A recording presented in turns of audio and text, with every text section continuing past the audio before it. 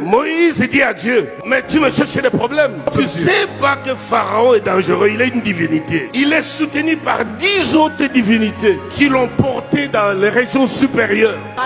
Comment moi, Moïse, je peux affronter quelqu'un comme ça? Et Dieu lui dit, tu as bien fait. Maintenant, je t'élève au niveau de Dieu. Comme ça, quand les deux divinités vont se rencontrer, la plus saine, céleste, authentique va appeler l'autre. Et Moïse dit, non, ce monsieur nous autonne chaque jour par des prodiges que nous voyons en Égypte. Alors Dieu dit, qu'as-tu à la main? Ce que Dieu faisait à Moïse, c'était une initiation. Il le travaillait. Jette ton bâton.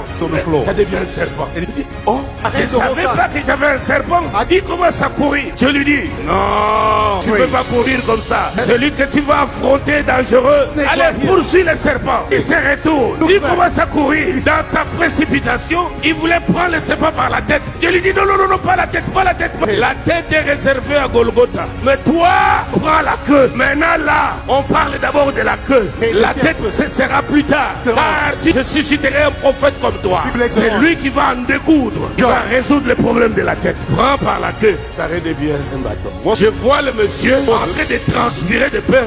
Dieu dit, calme-toi. Ça, c'est le premier acte. Deuxième, mets ta main là-bas. Il sort la main, c'est la lèpre. Il commence à...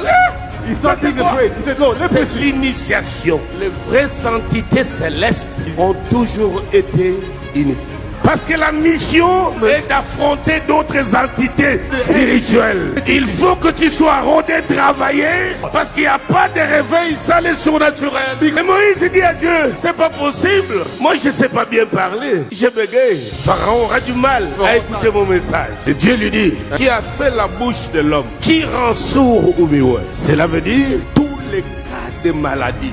Même si les diables et les sorciers s'en vantent, c'est des choses qui viennent de lui. Parce que tout a été créé par lui et pour lui. Or, le pour sous-entend qu'il est capable aussi de manipuler la chose. C'est comme ça qu'il pouvait dire à Satan, va attaquer Job, mais ne touche pas à ceci. Parce que tout a été créé par lui et pour lui. Il peut se servir de n'importe qui, n'importe quoi, mais pour son but à lui. Il peut utiliser même un frère, un autre pasteur, qui sent qu'il a une vocation pour te faire du mal, mais pour un but, pour ta formation, pour te préparer à l'élévation, à l'impactation.